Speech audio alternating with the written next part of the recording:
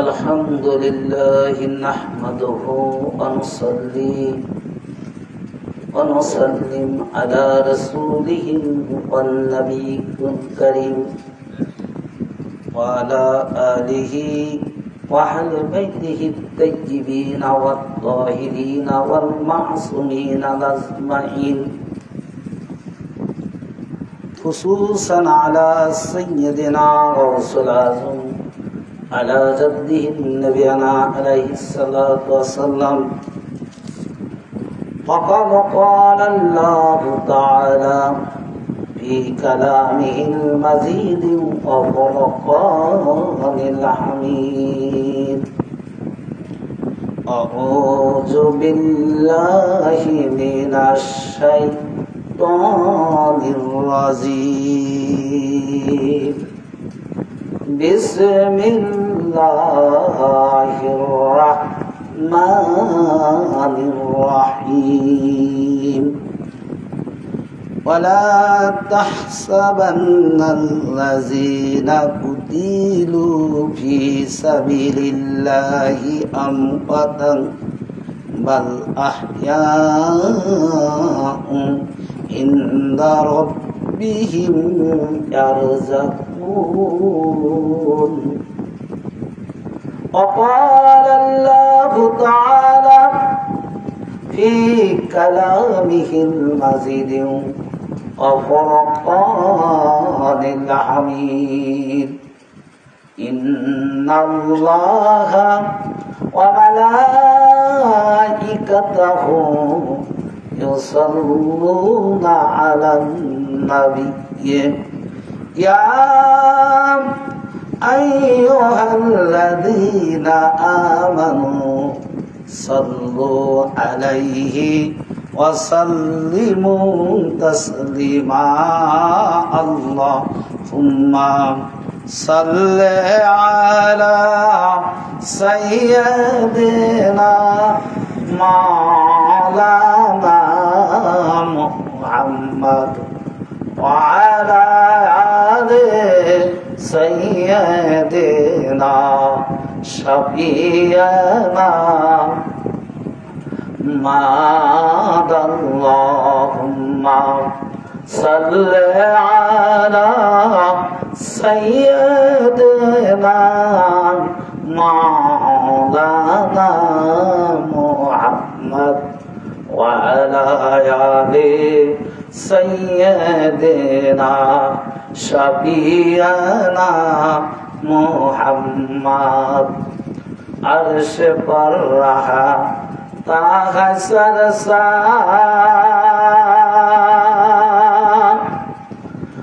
औलिया अल्लाह का अर्श पर रहा ताहसर सा औलिया अल्लाह का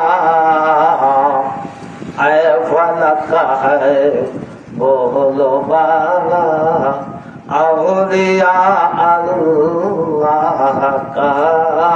अल्लाहुम्मा सल्ली अला सय्यदिना मौलाना मुहम्मद वअला आलि सय्यदिना शफीअना मुहम्मद। अल्लाह अल्लाह अल्लाहु ला इलाहा इल्लहु अल्लाह अल्लाह अल्लाहु ला इलाहा इल्लहु। আপনার নূরে সৃষ্টি হলো নবী তামাম জাহান। কে আছে আর আপনার মতো, কে আছে আর আপনার মতো এ বিশ্ব মাঝার নবীজি। আল্লাহ আল্লাহ আল্লাহ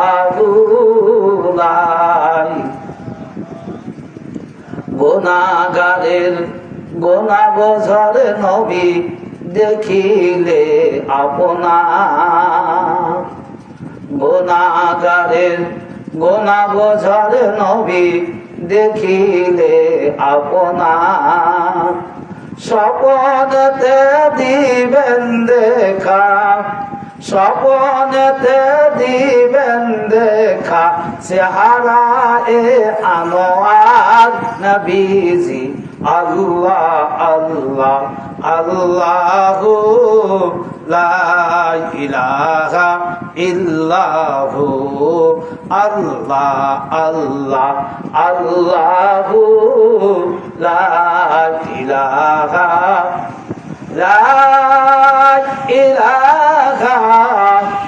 ইল্লাল্লাহু মুহাম্মাদুর রাসূলুল্লাহ সাল্লাল্লাহু আলাইহি ওয়া আলিহি ওয়াসাল্লাম।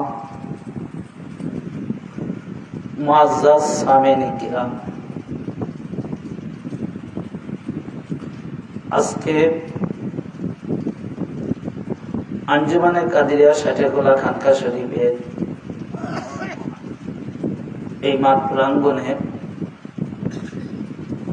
আওলাদে রাসূল জামানার ইমাম বড় হুজুর পাক নামে খ্যাত হযরত সৈয়দ শাহ রশিদ আলী আল কাদিয়ান জাদ্দিনের পাক সাল্লাল্লাহু আলাইহি ওয়াসাল্লাম তানার পবিত্র শুভ আগমন উপলক্ষে আজকের এই মাহফিল পাকের আয়োজন এবং বাদ মাগরিব থেকে মিলাদে বারহাত দেওয়ানে জামাল ঈশার নামাজ পর হতে একেবারে আমরা অনুষ্ঠানের শেষ পর্যায়ে চলে এসেছি।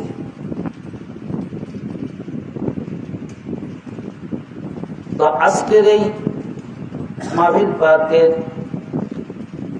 আলোচনার প্রারম্ভে আমি আমার আকা মাওলা বর্তমান জামানার গতিশীল জানার তত্ত্বাবধানে জানার হুকুম পাকে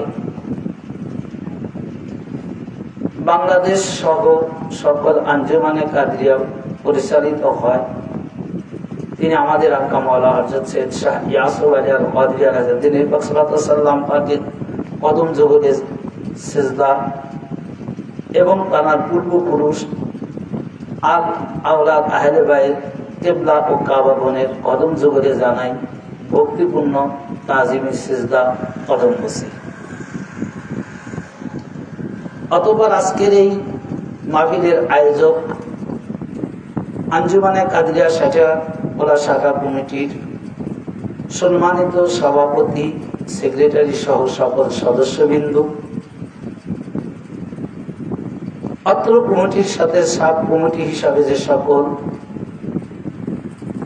পীর ভাইয়েরা সম্পৃক্ততা রেখে সকল কাজের সার্বিক সহযোগিতা করে আসিতেছেন, তাদের সবার প্রতি, খাস করে আমার সকল পীর ভাই ও পীর বোনদের প্রতি এবং লাইভ টেলিকাস্টের মাধ্যমে দেশ বিদেশ দূর দূরান্ত থেকে যে সকল শ্রোতা কিন্তু আজকের এই আলোচনা শ্রবণ করছেন, সবার প্রতি জানাই আমি আজকে হুজুর পাকের আগমন দিবস উপলক্ষে অভিনন্দন, মোবারকবাদ, শুভেচ্ছা, সালাম। আসসালামু আলাইকুম ওয়া রাহমাতুল্লাহি ওয়া বারাকাতুহু। ওয়া আলাইকুম আসসালাম ওয়া রাহমাতুল্লাহি ওয়া বারাকাতুহু। আমি আজকে যে মাওযু উপর আলোচনা করব, যদি আমার আকা মাওলা তিনি আমার প্রতি ইহসান করেন, দয়া করেন, আমি যে বিষয়ের প্রতি আলোচনা করার ইচ্ছা পোষণ করেছেন সেটা হলো আল্লাহর অলিগণ ইন্তেকালের পরেও আল্লাহর অলিগণের থেকে ফায়েজ লাভ করা যায়, এই প্রসঙ্গে যদি আমার মালিক পাক তিনি দয়া করেন। তো কোরআন পাকের মধ্যে যে আয়াত পাকটা আমি খুতবার মধ্যে পড়েছি, এই আয়াত পাকের যদি বঙ্গ অনুবাদ আমরা সঠিকভাবে অনুধাবন করি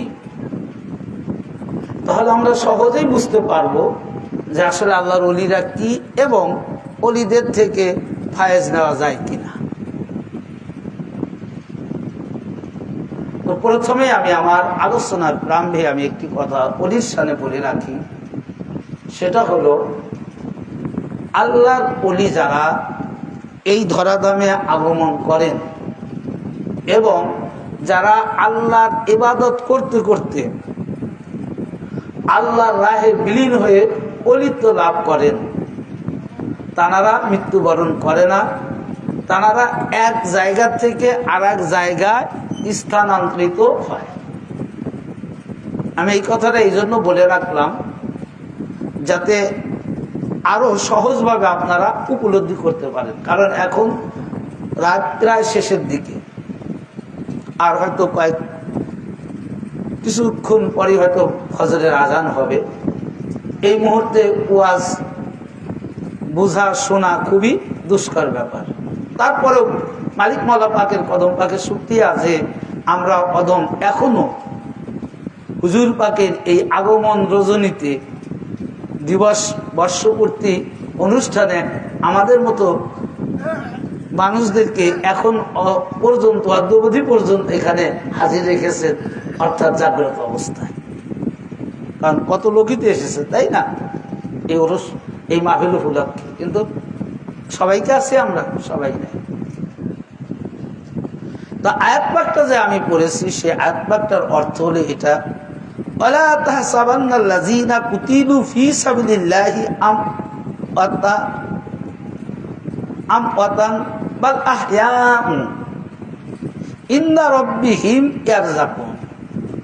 যে তোমরা আমার ওলিদের ব্যাপারে, আল্লাহ বলতেছেন যে আমার ওলিদের ব্যাপারে তোমরা কি করো না, অর্থাৎ এখানে বলতেছে যারা আল্লাহ রাস্তায় নিহত হয় অর্থাৎ শহীদ হয় তাদেরকে তোমরা কখনো মৃত্যু বলো না। কি তারা? বাল আহইয়াউ, বরং তারা জীবিত। এবং আল্লাহ শুধু জীবিতই বলেন নাই, তারপরে আবার বলতেছেন যে ইনদা রাব্বিহিম ইয়ারযাকুন, অর্থাৎ যারা আল্লাহ রাস্তায় শহীদ হয়, যারা আল্লাহ রাস্তায় ইন্তেকাল করেন, তোমরা তাদেরকে মৃত্যু বলো না।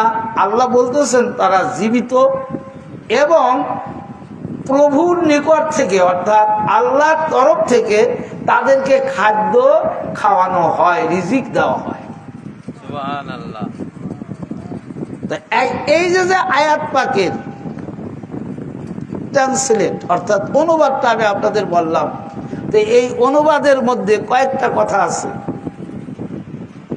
যে প্রথমে আল্লাহ বললেন যে তাদেরকে তোমরা মৃত্যু বলো না, নিষেধ করলেন, তারা মারা যায় না। তারপরে কি? বাল আহইয়াউ, তারা হলো জীবিত। তার মানে কি? যে তাদেরকে তোমরা মৃত্যু ভাবো না, যারা আল্লাহ রাস্তায় শহীদ হয়, ইন্তেকাল হয়, নিষেধ করলেন। এবং আবার বললেন বাল আহইয়াউ, বরং তারা জীবিত। তার মানে আল্লাহ তাআলা বললেন যে তারা জীবিত। কে বলছে? আল্লাহ। তা আল্লাহ যাদেরকে জীবিত বলছে, আল্লাহ যাদেরকে মৃত্যু বলতে নিষেধ করেছে, এখন যদি আমরা মুফতি মুফাসসির মৌলবী যদি এখন তাদেরকে মৃত্যু বলি, তাদেরকে জীবিত না বলি, তাহলে এই আয়াত পাকটাকে আমল করা হলো ভাই? আল্লাহর কথা কি বিশ্বাস করা হলো ভাই? আল্লাহ বলছে তোমরা তারা জীবিত, তারপরে আল্লাহ বলছেন ইনদা রাব্বিহিম ইয়ারযাকুন, যে তাদের জন্য রিজিক আল্লাহর পক্ষ থেকে অর্থাৎ প্রভুর পক্ষ থেকে তাদের জন্য রিজিক দেওয়া হয়। ভাই মৃত্যু মানুষ কি খাবার খায়? কখনোই না। কি ভাই খায়? তো মৃত্যু ব্যক্তিরা যদি খাবার না খায়, সাধারণ কোনো মানুষকে ওই ব্যক্তির খাবার দিবে? আমি সাধারণ মানুষের কথাই বলতেছি, দিবে? আপনি যদি খবর পান যে আপনার কোনো আত্মীয় স্বজন মারা গেছে, আপনি কি তার জন্য কোনো খাবার নিয়ে যাবেন? আর আর যদি খবর পান যে অসুস্থ হয়েছে, মারা যায়নি, জীবিত আছে, তাহলে কিছু নিয়ে যাবেন না? কি বলেন? প্র্যাকটিক্যালি কথা, কিছু নিয়ে যাবেন না? আমার ভাইয়েরা,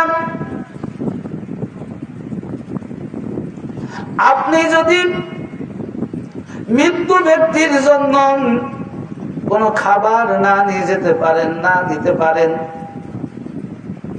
কারণ কি? যে আপনার এই জ্ঞানটুকু আছে যে একটা মৃত্যু মানুষ কখনো খাবার খেতে পারে না। এই জ্ঞান আছে বিদায় তো আমরা নিচ্ছি, নাকি? যদি জ্ঞান না থাকতো তাহলে কি করতাম?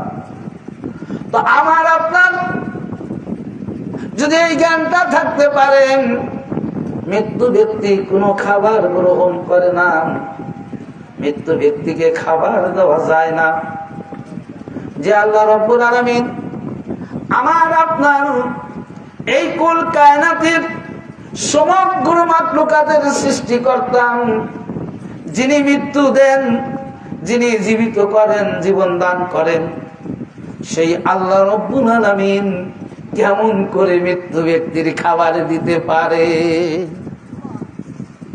এই প্রশ্ন আছে না? যে সেই ব্যক্তি আল্লাহ তাআলা তাকে কি করে খাবার দিতে পারে? আল্লাহ, তার মানে কি? আমার ভাইরা, এই আয়াত পাক দ্বারা স্পষ্ট প্রমাণিত হয়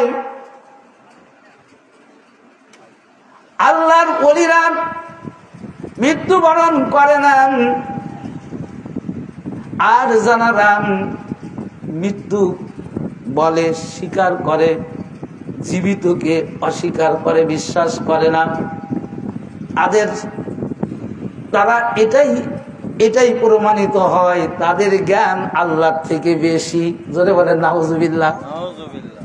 কারণ যারা বলছে যে মারা যায়, অথচ আল্লাহ বলছে মারা যায় না।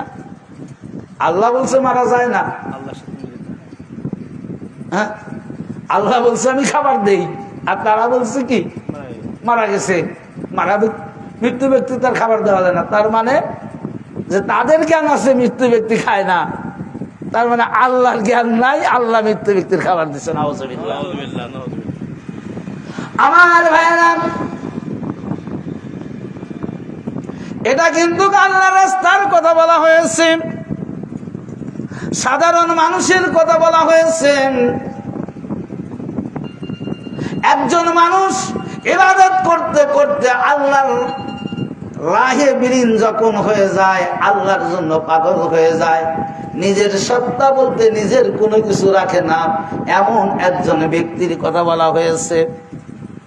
আর মহান আল্লাহ রাব্বুল আলামিন যাদেরকে ওলি করে এই পৃথিবীর মধ্যে প্রেরণ করেছে, মাদারজাত ওলি করে, এখন তানারা কেমন হতে পারে? আমার ভাইরা, আজকে আমরা যার শুভাগমনে এই রাত্রে যাপন করেছি, তিনি আওলাদের রাসূল, রাসূল পাকের নূর, আল্লাহ থেকে নূর হয়ে এই ধরাধামে তিনি আগমন করেছেন, অর্থাৎ আবার নূর হয়ে তিনি এই ধরাধাম থেকে পর্দা নিয়েছেন।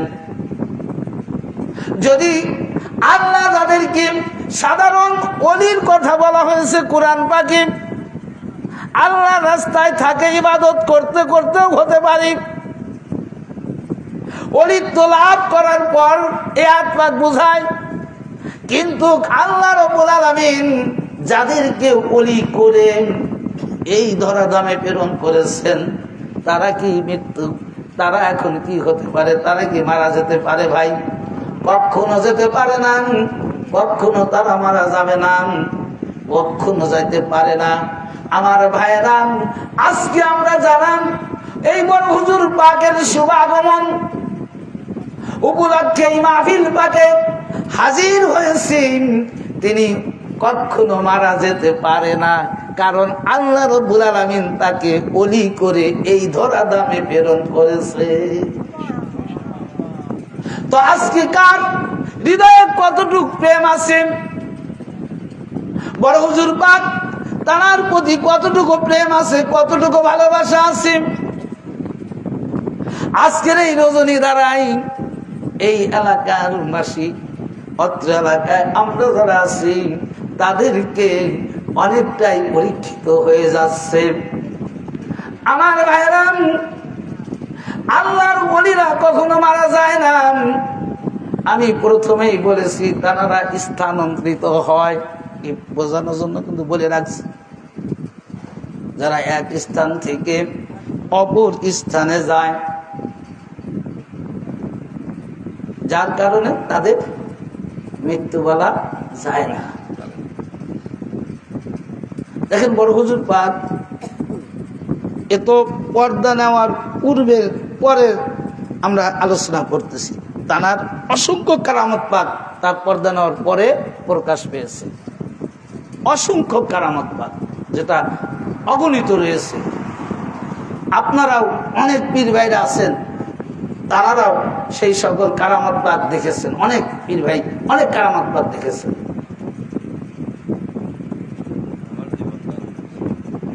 তো এই যে আমার ভাইজান, যাই হোক পর্যায়ক্রমে যে দেখেন, প্রত্যেকটা এলাকায় যখন কোনো মসজিদ বা খানকা হয়, তখন কিন্তু চেষ্টা করে মানুষ, মানে আমরা যারা তৈরি করি তারা চেষ্টা করি যে হুজুর পাক নিজে হাতে নিজে কদম পাক রেখে ওই খানকা ওই মসজিদ কি করুক, উদ্বোধনী করুক। এটা কিন্তু অধিকাংশ না, প্রত্যেকেই আশা করে, এই আশাই করে। তো সাইটাগুলা আপনারা যে মসজিদ পাকটা দোতলা দেখছেন, এটা কিন্তু বড় হুজুর পাকের আগমনের পরে এই মসজিদ পাকটা তৈরি হয়। আগে ছোট্ট একটা মসজিদ ছিল, বড় হুজুর পাক নিজে হাতে ভিত্তি প্রস্তুত করে গেছেন। তার মানে এই সাইটাগুলা বাসীরও আশা ছিল যে হুজুর পাকের দ্বারা আমরা কি করব, এই মসজিদটা ওপেনিং করব,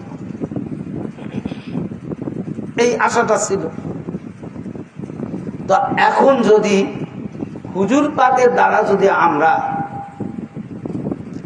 বা কোনো মুরিদান তার পীরের কথা মতো যদি কোনো কাজ করতে না পারে, পীর দ্বারা যদি না করানো যায়, তাহলে ওই মুরিদানই বোঝে কতটা কষ্টের, কতটা কষ্টের। হুজুর পাক দেখেন কি রকম গায়েব জানেন, সেটাও এখানে এই ঘটনা দ্বারা এটা স্পষ্ট হয়ে যাবে বড় হুজুর পাকের। আমি তারপরে একটা হাদিস বলে আমার মওযু শেষ করব, কারণ কোরআনের আয়াত পাক তো বলেছি, তারপরে এর সামনে অসংখ্য হাদিস আছে। তো আমি অত দূর যাব না, একটা বা সময়ের মধ্যে যতটুকু আর কি। তো এটা আমার জীবদ্দশায় দেখেছি। কলকাতা 4 নম্বরে যখন হুজুর পাকের জন্য বাংলাদেশ থেকে বা বিভিন্ন এলাকার থেকে যখন পীর ভাইরা দাওয়াত দিতেন, তখন শুধু একটা কথাই বলতেন যে এ তো অনেক জার্নির ব্যাপার, আচ্ছা দেখা যাবে, বাস। আর যাব কি যাব না তা বলতেন না, এরকম কোনো বলতেন না। কিন্তু হুজুর পাক কতটা দয়ালু, এহসান করলেন সাটিয়াকোলাবাসীর জন্য, যে হুজুর পাক নিজের হাতে মসজিদের ভিত্তিপ্রস্তর স্থাপন করে গেছেন। এখন আমাদেরও আশা, সাটিয়াকোলাবাসীরও আশা যে হুজুর পাকের দ্বারাই আমরা কি করব, মসজিদ পাকটা ওপেনিং করব, উদ্বোধনী করব। কিন্তু হুজুর পাক তো জানেন যে আমি অতদূর কতদূর যাবে, কি করবে না করবে, এটা তো হুজুর পাক জানেন। আমার ভাইরা, রমজান মাস থেকে মুহররম মাস পর্যন্ত কয় মাস হয়? রমজান, শাওয়াল, জিলকদ, জিলহজ, মুহররম, পঞ্চমের মাথা, 5 মাস চলতি। 5 মাস শেষ না, চলতি শুরু। আমার ভাইরা, হুজুর পাক কি করলেন? তিনি কত বড় দয়ালু, কত বড় এহসান।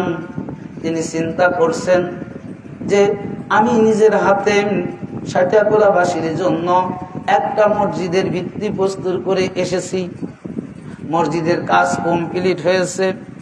এখন ওদের ইচ্ছা, ওদের আশা, ওই মসজিদ পাকটা কি হবে, আমার দ্বারা ওপেনিং করবে, আমার কদম পাক রাখবে, স্পর্শ করার ওদের আশা।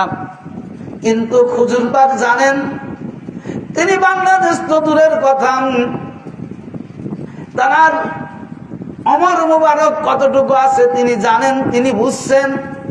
এই কারণে হুজুর পাক পর্দা নেওয়ার 5 মাস আগে, অর্থাৎ পহেলা রমজানের দিন, এমন একটা নিয়ামতের দিন, এমন একটা নিয়ামতের রজনীতে, যে রজনীতে হুজুরে গাউসে পাকের আগমন,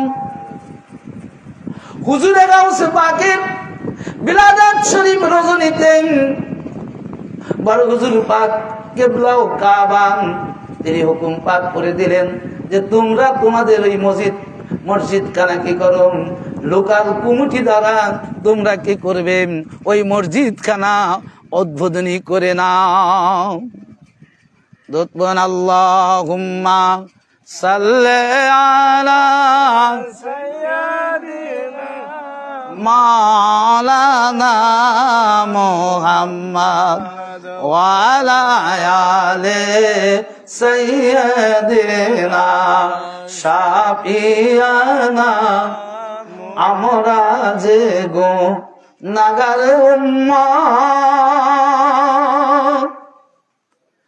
নবী আপনার ছিলাম না,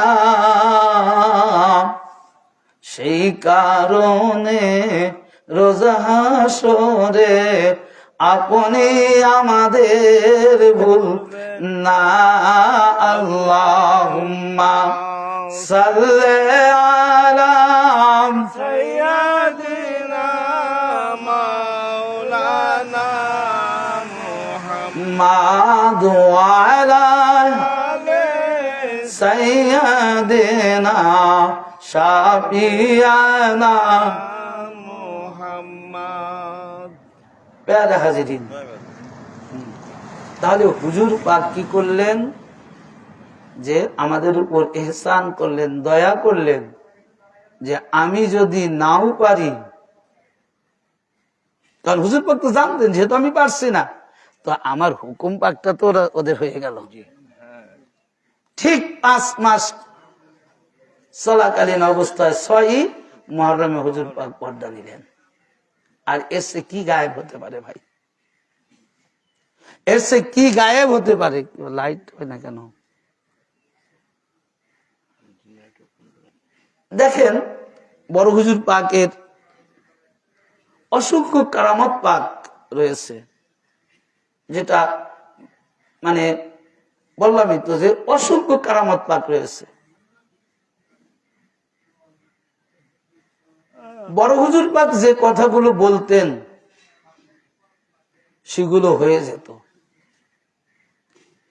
আর যেটা বলতেন না সেটা হতো না, আর যেটা নিয়ে চুপ থাকতেন সেটা স্বতন্ত্রই থাকতো। এটা বাস্তব সত্য, এর মধ্যে কোনো সন্দেহ নেই।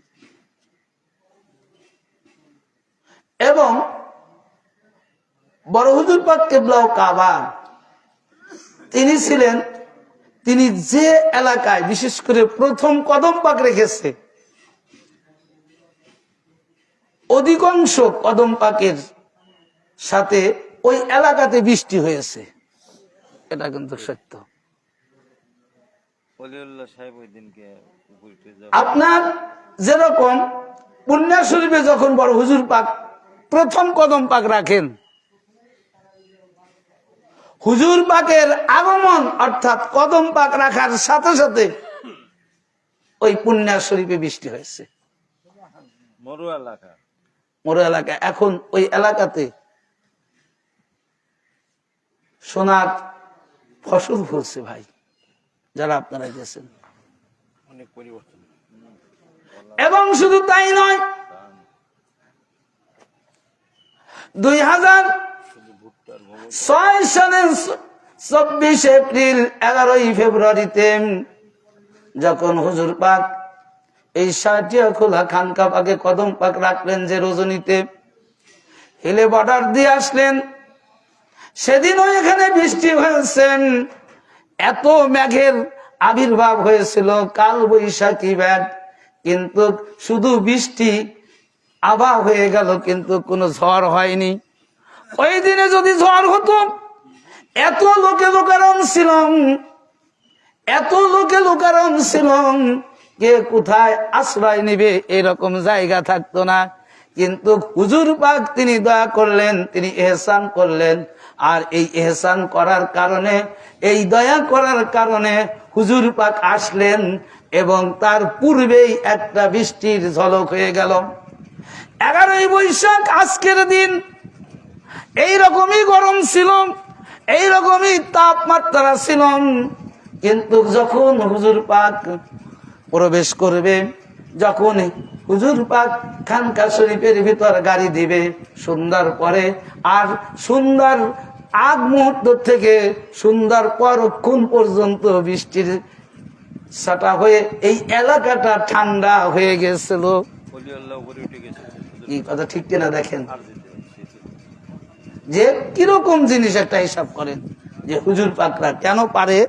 আসলে এখন আসুন যে এই যে আমি যে কথাটা বললাম যে হুজুর পাকরা আল্লাহর ওলিদের কথা বলছি, যে হাদিস খানা এখন নেব, এই হাদিস খানা আছে ইমাম হাসকাসি দুরুল মুক্তার প্রথম খণ্ড 60 পৃষ্ঠা, ইমাম ইবনে রজব হাম্বলি আহওয়ালুল কুবুর হাদিস নং 571, ইমাম আবু নাইম ইস্পাহানি আখবারুল ইসবাহান হাদিস নং 571, মুসনাদুল ফেরদৌস হাদিস নং 913, ইমাম মানাভি আত-তাইসির বিশারহি জামি সগীর প্রথম খণ্ড 310 পৃষ্ঠা।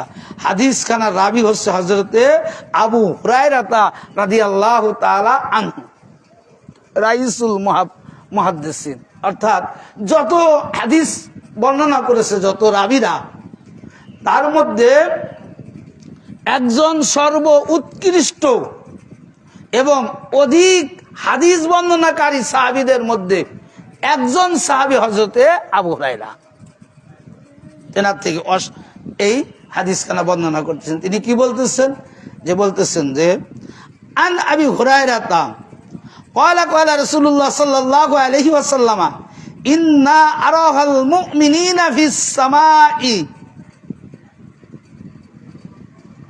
সামাই ইল কাবিয়াতিল ইয়ানজুরুনা ইলা মানজিলিহিম ফিল জান্নাতি।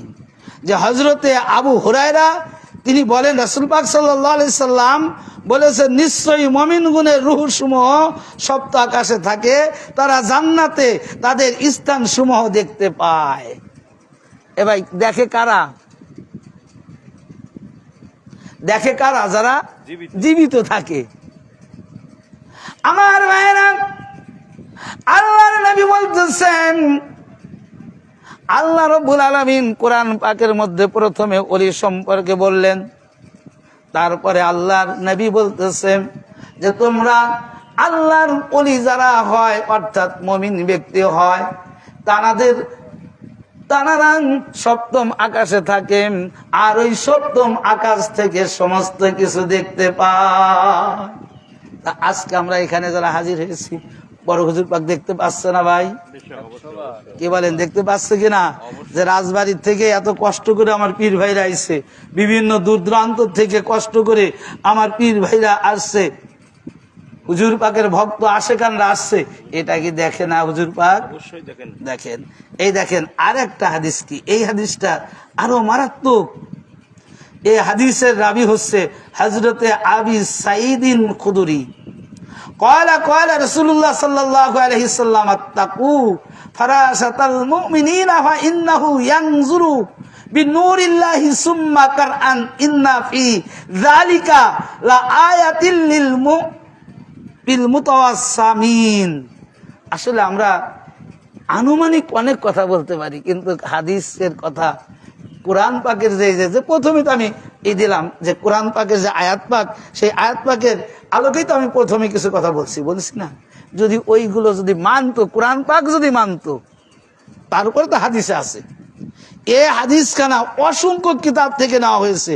তার মধ্যে জামি তিরমিজি শরীফ 2য় খণ্ড 145 পৃষ্ঠা, হাদিস নং 3127, তাফসিরে কাবির শরীফ প্রথম খণ্ড 127 পৃষ্ঠা, 23তম খণ্ড 231 পৃষ্ঠা, তাফসিরে রুহুল বায়ান প্রথম খণ্ড 39 পৃষ্ঠা, অনেকগুলো কিতাব। যা কিতাবের নাম কোন বলতে গেলে আমি আর সময় পাবো না হাদিসটা ওরা অনুবাদ করতে। এতগুলো কিতাব থেকে এই হাদিস খানা এসেছে, কিন্তু এই হাদিসের লফজ কি দেখেন। হযরতে আবু সাঈদ খুদরি রাদিয়াল্লাহু তাআলা আনহু থেকে বর্ণিত, ক্বালা, তিনি বলেন, ক্বালা রাসূলুল্লাহ সাল্লাল্লাহু আলাইহি ওয়াসাল্লাম, রাসূল পাক সাল্লাল্লাহু আলাইহি ওয়াসাল্লাম বলতেছেন, তোমরা মুমিনের অন্তরের দৃষ্টিকে ভয় করো। কার অন্তরের দৃষ্টি? মুমিনের। কার অন্তরের দৃষ্টিকে ভয় করো? আল্লাহ নবী বলছে, ইত্তাকু, তোমরা ভয় করো, তোমরা ভয় করো। কার? যে মুমিনের দৃষ্টিকে তোমরা ভয় করো।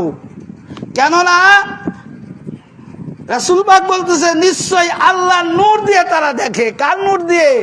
আল্লাহর নূর দিয়ে তারা দেখে। কারা? আল্লাহর মুমিন যারা, আল্লাহর ওলি যারা। কার নূর দ্বারা দেখে? বলেন, কার নূর দ্বারা দেখে? আল্লাহর নূর দ্বারা দেখে। আচ্ছা, আল্লাহ এই জায়গা, আল্লাহর নূর এখানে আছে কিনা ভাই? আছে। যারা বলেন আছে কিনা? আছে। আছে। আমার ভাইরা, আল্লাহর ওলিরা সাধারণ আল্লাহর সঙ্গে যখন একাকার হয়ে যায় ইবাদত করতে করতে, এরা বুখারী শরীফের হাদিস এসেছে, আল্লাহর ওলিরা যখন ওলিত্ব লাভ করে, আল্লাহর ওলিরা আল্লাহর সাথে একাকার হয়ে যায়, আল্লাহর দেহের সাথে, আল্লাহর অঙ্গ পতঙ্গের সাথে তারা একাকার হয়ে যায়, আর আল্লাহ এবং ওই বান্দার মধ্যে কোনো পার্থক্য থাকে না, এমন একটা অবস্থানে চলে যায়। একজন মানুষ যদি ইবাদত করতে করতে এমন একটা স্তর লাভ করতে পারে, আল্লাহর সঙ্গে যদি এমন একটা অবস্থা হয়ে যেতে পারে, তো যে আল্লাহ রব্বুল আলামিন তানার নূর থেকে ওলি করে এই ধরাধামে প্রেরণ করেছেন, তানাদের অবস্থানটা কি হতে পারে?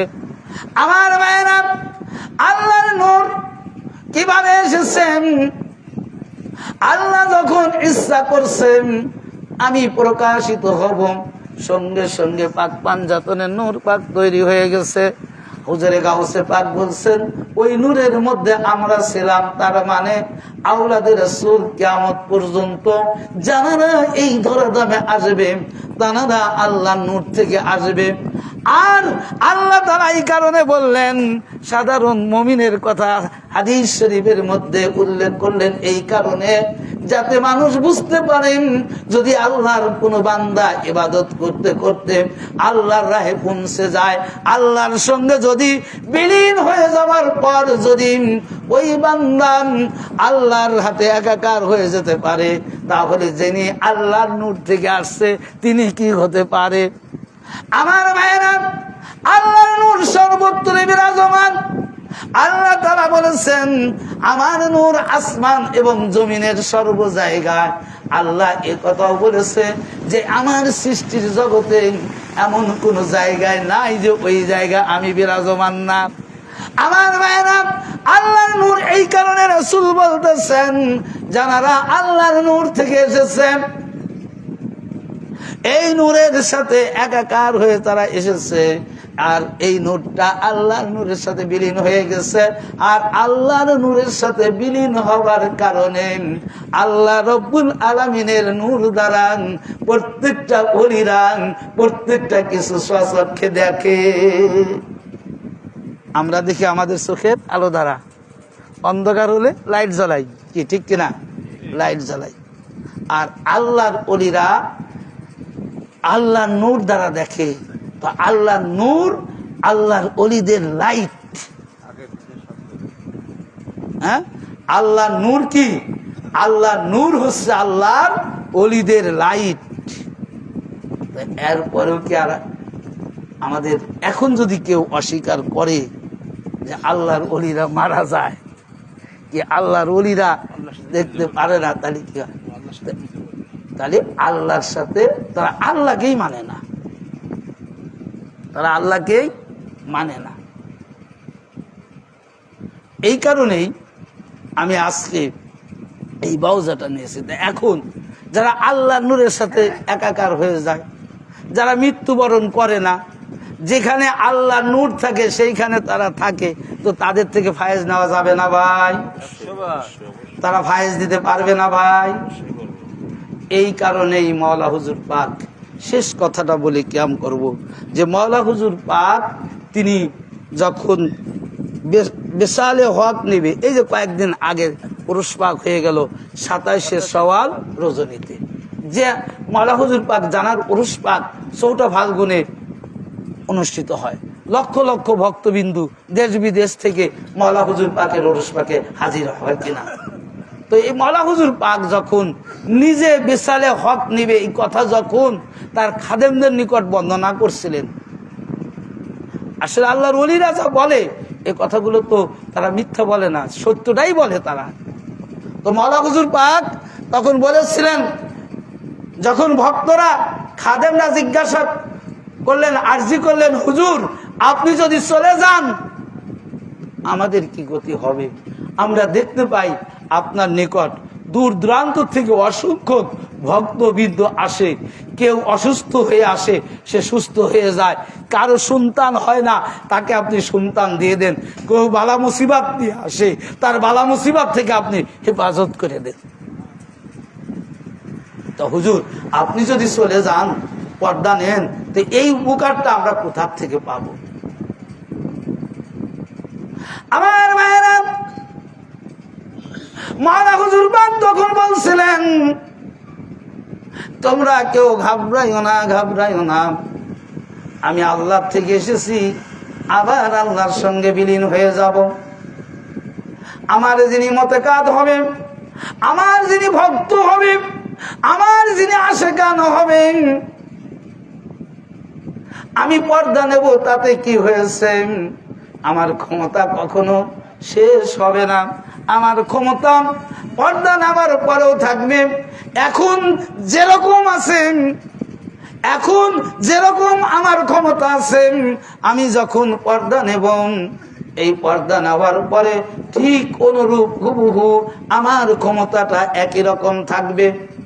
সুতরাং আমার যিনি মতকাদ হবেন, আমার যিনি আশেকান হবেন, আমাকে যিনি ভালোবাসবেন, এই ভালোবাসা নিয়ে মতকাদ যে কোনো প্রান্তরে বিশ্বের যে কোনো জায়গা থেকে যখন আমার কাছে মাদাত চাবে, আমার কাছে সহযোগিতা চাবে, আমার কাছে সাহায্য চাবে, আমি কি করব? আমার ওই ভক্তের মনের আশা আমি পর্দা নেবার পরেও তার মনের আশা পরিপূর্ণভাবে পূরণ করে দেব। যেমনটা আমার জীবদ্দশায়, আমার এই জাহিরিয়াত জগতে যেমন ভাবে আমি তার মনের আশা পূরণ করে থাকি, ঠিক অমনি আমার পর্দা নেবার পরেও যারা আমার কাছে প্রার্থনা করবে, সাহায্য চাইবে, আমি মাওলা হুজুর অর্থাৎ মাওলা হুজুর পাক বলছে, আমি ওই প্রার্থনা করার সাথে সাথে কবুল আর মঞ্জুর করে নেব। তো এটা হলো ওলিদের কাজ, এটাই হলো ওলিদের পাওয়ার। মহান আল্লাহ রাব্বুল আলামিন আমাদের আপনাদের প্রত্যেকেরই, আমরা যেন বড় হুজুর পাক কিবলা ও কাবার প্রকৃত গোলাম হয়ে এই দুনিয়ার থেকে শেষ বিদায় নিতে পারি। সবাই বলুন আমিন। আমা তৌফিক ইল্লা বিল্লাহ। গাউসে আজম কি বিলাদাত কা হাই জিকির আয় মুরিদ আপ উঠো তাজিম ও কি আমরা করেন ভাই, যদি আসছেন Ya Nabi salam alaika, ya Rasul salam alaika, ya Habib salam alaika, salawatullah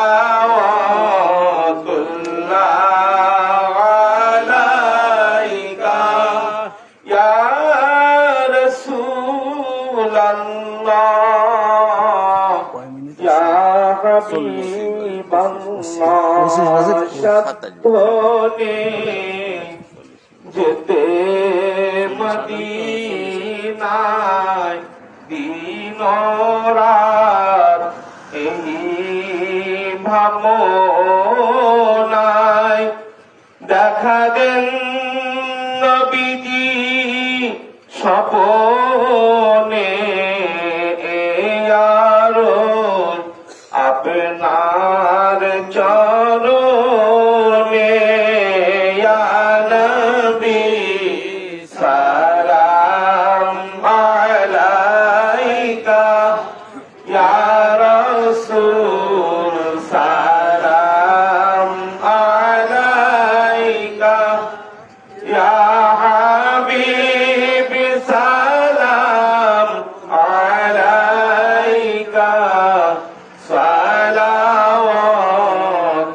সালাওয়াতুল্লাহ আলাইকা। আমরা গুনাহগার সকলে মিলিত মিলাদ মাহফিলে ডাকি গো নবীজি কিয়ামে নিয়েন গো উম্মতি বলে ইয়া নবী সালাম আলাইকা ইয়া রাসূল সালাম আলাইকা ইয়া হাবিব সালাম আলাইকা সালাওয়াতুল্লাহ আলাইকা। بلغنا بكماله كشف الهدى بجماله أسرت جميع خصاله صلوا عليه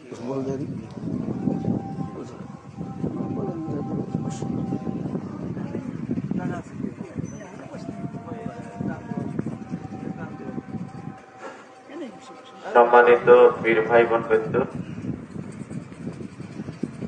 24শে এপ্রিল সাটিয়াকোলা আঞ্জুমানে কাদেরিয়া শাখার সারা রাতব্যাপী হুজুর পাকদের আগমন দিবসের এখন সর্বশেষ আখেরি মোনাজাত হবে।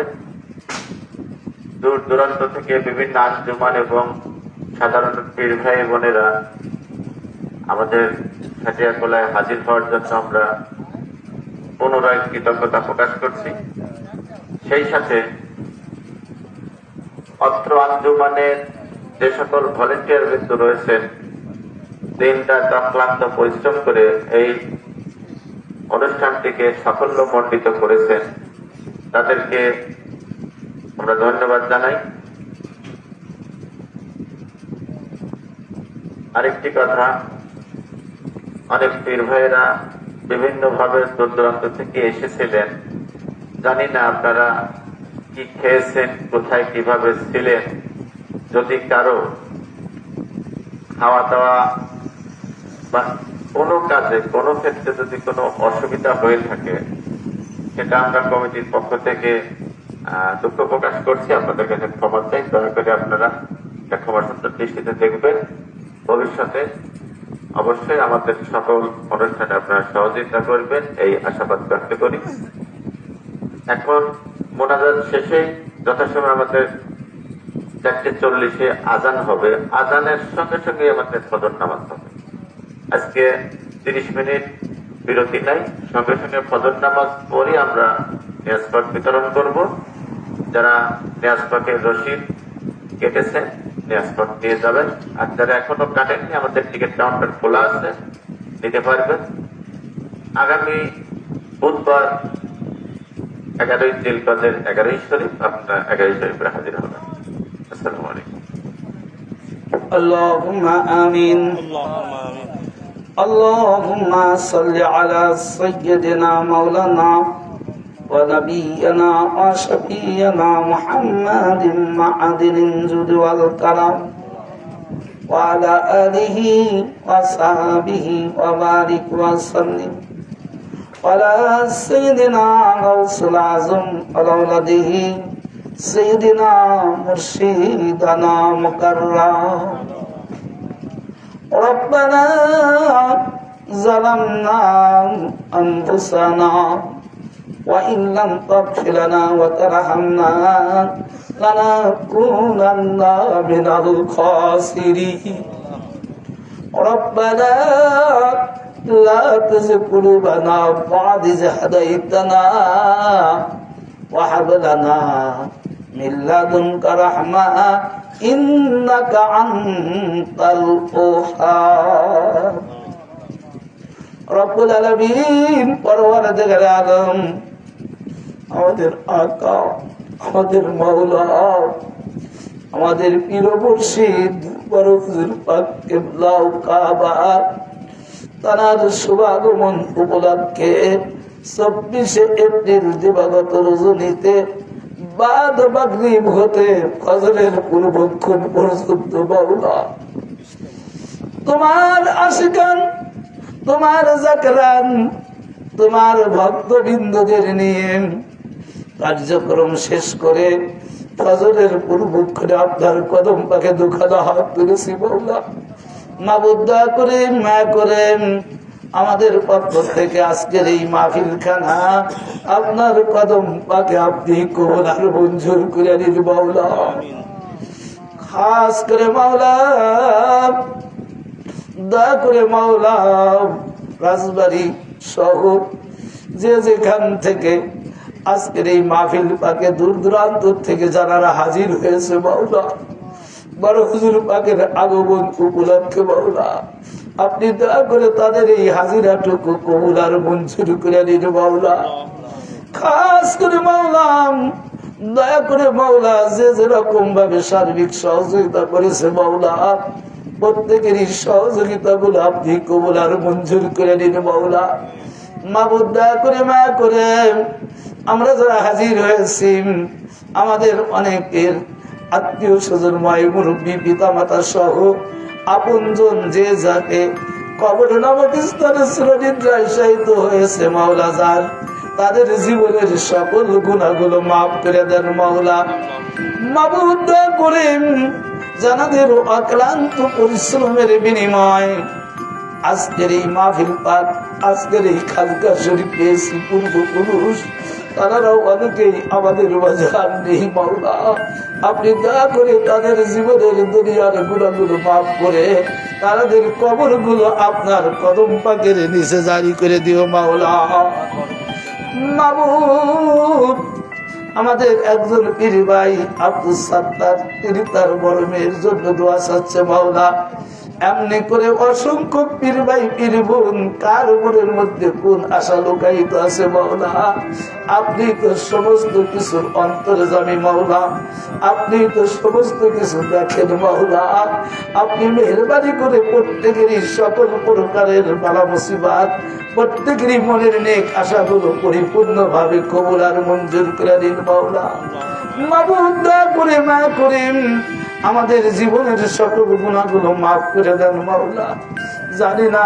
আজকে যারা বিগত দিনে যারা হাজির ছিল আজকে তারা অনেকেই নাই মাওলা আগামী দিনে কে থাকবো না মাওলা তাও জানি না মাওলা আপনি দয়া করে মায়া করে আমাদের একটাই প্রার্থনা যেন আমরা আমার আকা মাওলার কদম পাকের ধুলিকণা হয়ে এই দুনিয়ার জিন্দেগি থেকে শেষ বিদায় নিতে পারি সেই তৌফিকটুকু দান করো মাওলা মাবুদ আপনি তো দার সাগর আপনি তো মেহেরবান মাওলা আপনার দয়া থেকে আমাদের নিরাশ আমাদের বিতাড়ন করো না মাওলা আপনার কদমের ছায়া থেকে আমাদের দূরে ফেরা দিও না মাওলা আপনার কদমের ধুলি বানিয়ে রেখো মাওলা আমরা মৃত্যু পর্যন্ত যেন এই দুনিয়ার জিন্দেগিতে আপনার কদমের নিচে থাকতে পারি এবং মৃত্যুর পরেও আপনার এই কদমের ছায়ার তলে থাকতে পারি সেই তৌফিকটুকু দান করো মাওলা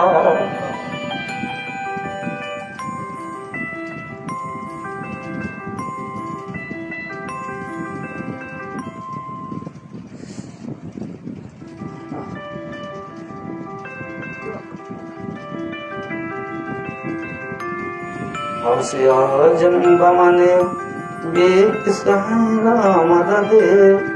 মনে সে খাস্তা দিল রহমতের মানে বসে তাই হিজরা মাদাদে শেখে আলম মাদাদে মোরে সিদি পাতা মাদাদে दस्तगीर जो बाजोर गिरी बा मददे हमिए आहले तबे दापिए गिरे मा मददे बखयाले रुखे तू आईना वाश हैरानम दिले मंदर सरजुल फेक परीशा मददे बखयाले रुखे तू आईना वाश हैरानम दिले मंदर सरजुल तू परीशा मददे कादिरी बनकर अजबर अल्ताफ करम अमदा बरदर बिल रिसामा मददे सल्लल्लाहु तआला अलैहि खल्किही व अहले बैतिही व ज़ुर्रिय्यति अजमाइन खुसूसन अला सय्यिदिना गौसुल आज़म अमीनुल मकीन बिरहमतिका या अरहमर राहिमीन।